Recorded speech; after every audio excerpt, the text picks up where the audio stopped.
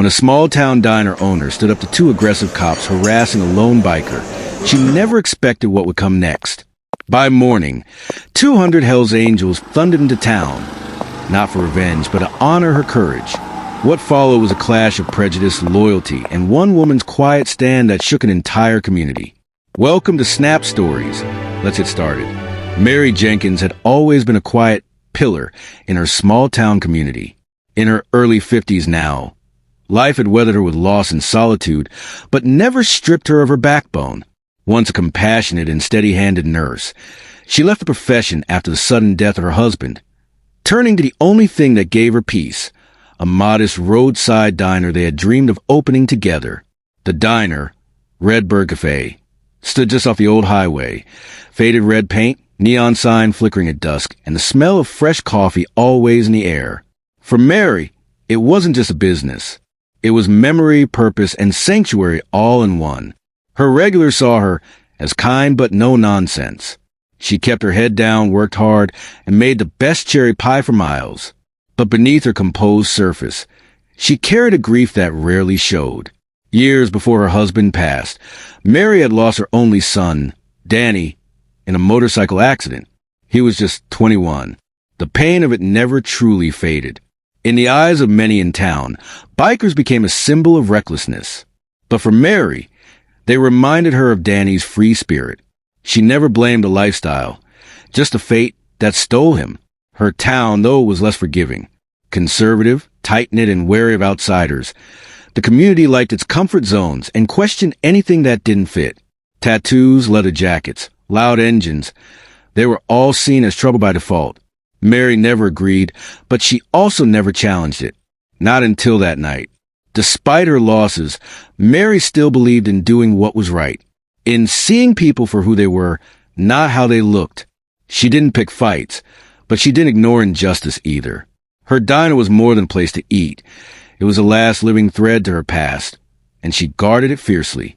And when two cops tried to make an example of the lone biker in her diner, something in Mary stirred. Something unshaken by fear, hardened by loss, and lit by a quiet conviction that would soon change everything. The morning after Mary defended the biker in her diner, the town felt different. It buzzed with whispers and side glances. At the grocery store, at the gas station, and especially around Redbird Cafe, locals murmured about what she did. Some called it brave. Most called it reckless. In their eyes, she'd stuck her neck out for trouble. Mary tried to ignore it. She cleaned the counters, brewed coffee, and pretended the weight in her chest was just fatigue. But just past noon, that weight turned into something far more real, a distant rumble, like a storm rolling in. The noise grew louder, more defined, until the ground itself seemed to hum. Engines. Dozens of them. Mary stepped onto the front porch just as over 200 motorcycles crested the hill on the highway and began flooding into the parking lot. Chrome and leather glinted in the sun. Thick tires crunched gravel, and patch after patch read Hell's Angels. They kept coming until there wasn't a single open spot in the lot. The roar died down only when every last engine was silenced. From across the street, townspeople watched wide-eyed from behind store windows and parked cars. Phones out, whispers sharp with fear. In their minds, there was only one explanation: retaliation. Inside the diner, Mary's hands trembled. Her waitress locked the bathroom door and refused to come out. Mary stood frozen for a long moment. Then, heart pounding, she straightened her apron and stepped outside. She didn't know what to expect. Threats, intimidation, maybe worse. But the biker who stepped forward wasn't angry. He was calm, steady, and wore the markings of a chapter leader. He looked Mary in the eye, extended a weathered hand, and said, "You stood up for one of ours. That means something." There were no threats, no demands, only a powerful silence that held weight and meaning. Mary realized they hadn't come for revenge. They'd come to say thank you. At first, Mary braced herself for the worst. A crowd that size, even respectful, felt overwhelming. But as the minutes passed, her nerves gave way to instinct. She moved from table to table, taking orders, filling coffee, and cracking the occasional joke. The bikers, far from unruly, acted with surprising care. They spoke in low voices, cleaned up after themselves, and treated her staff and space with a quiet reverence. One even fixed a loose hinge on the front door without being asked. By the end of the day, not only was the diner spotless, but the tip jar overflowed. A single napkin was left behind on the counter, with a simple message scribbled in thick black ink. For Danny. But outside the diner, the world wasn't as gracious. The small town, already on edge, didn't see the quiet respect or the generosity. They saw the leather, the tattoos, the patches, and they assumed the worst. Word spread quickly that Mary had invited a gang into town. By midweek, her regulars stopped coming in. The morning coffee group, men who'd sat at the same booth for years, now gathered elsewhere. A local florist canceled her usual pie order without explanation. In the grocery store, Mary felt the weight of glances. Children were pulled a little closer to their parents. Friends who once waved now crossed the street instead. Soon, the backlash turned official. A health inspector showed up unannounced and combed through the kitchen with an intensity Mary hadn't seen in years. 2 days later, another one came. Both found nothing serious but made their presence and intentions clear. Then came the noise complaints. Despite her diner being nearly empty most nights, patrol cars parked outside during slow hours, lights flashing like warnings. The officers never came in. They didn't have to.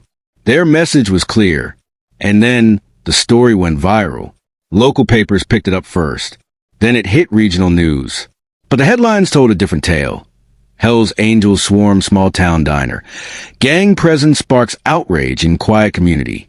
The images, rows of motorcycles, bearded men in leather, sold a story the media wanted. Not the truth. Not Mary. She tried not to read the comments. But when she did, they stung. Words like traitor, dangerous, and irresponsible appeared again and again. Even people from outside her town joined in the pile-on. One article accused her of running a front for bikers. Another questioned if her diner was safe for families. But then, a shift, a quiet knock. A man named Alex, a journalist from a national newspaper, stepped into the Redbird Cafe with nothing but a notebook. He didn't lead with assumptions or a camera crew. He simply asked, "What really happened here?" Mary told him everything. Her fear, her decision to defend the biker, the kindness that followed. She held nothing back.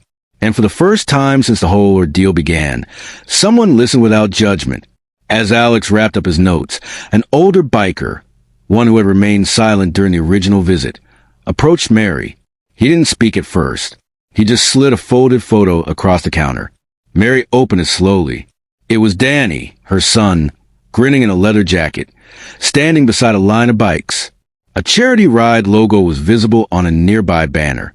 Tears welled in her eyes before she could stop them. "He rode with us once," the biker said softly. "Helped raise money for burn victims. We never forgot him." Mary's breath caught in her throat. In that moment, all the noise, the fear, the accusations, they blurred. What remained was something raw and real. Her son had touched lives she never knew about.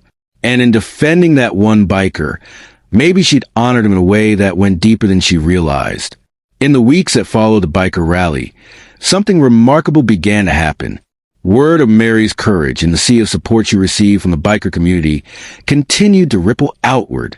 Touched by her story, the Hells Angels organized a nationwide fundraiser, not just to help her repair the vandalized diner, but to show the world that loyalty and gratitude still meant something. Custom patches, biker merchandise, and even limited edition menu items from Mary's diner were sold online. Donations poured in not just from bikers, but from strangers across the country who read about her and wanted to help. Within 10 days, the campaign raised more than enough to repaint the walls, fix the broken windows, and update parts of the aging diner she had long dreamed of restoring. But it wasn't just the money that began to shift the tide. It was the human moments. Slowly, cautiously, a few locals returned. An elderly couple who had once sat in the far booth every Sunday morning walked in one afternoon with a small bouquet and a quiet apology. "We were wrong," the husband said, unable to meet her eyes. Others followed. Former regulars, Long-time neighbors, most of them unsure how to make amends, but willing to try. Mary welcomed them all without resentment. She didn't need grand gestures. Their presence said enough. Her diner became more than a restaurant.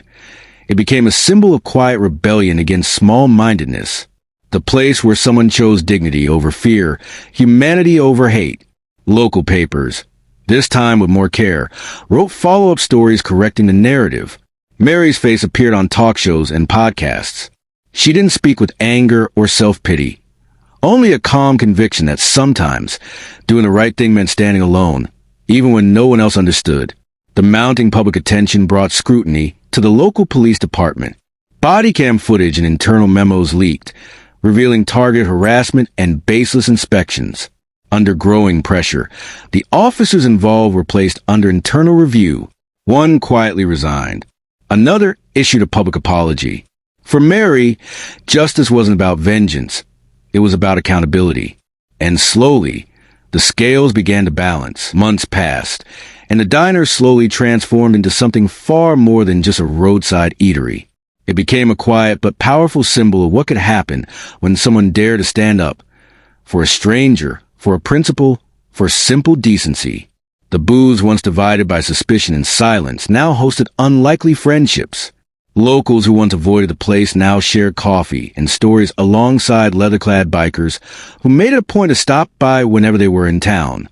The place that once teetered on the edge of closure was now thriving, not just in business, but in spirit. Near the front window, under a softly glowing light, hung a modest plaque engraved with her son's name. It had been a gift from the bikers, who never forgot her kindness, or the young man they once rode beside. It read simply, "In memory of those who ride on, honor, loyalty, and the courage to stand alone." Mary would glance at it sometimes between orders, her heart full but steady. On one quiet Sunday morning, she poured coffee for a young couple seated across from a biker in a patched vest. They smiled, exchanged nods. No tension, no walls, just people. Mary stood behind the counter for a moment, taking it all in. The soft murmur of conversation, the clink of forks against plates, the gentle hum of unity forged in the fire of a single brave act. She didn't need applause or headlines anymore. She had something better, peace, and the quiet knowing that doing the right thing, even when it costs you, can change everything.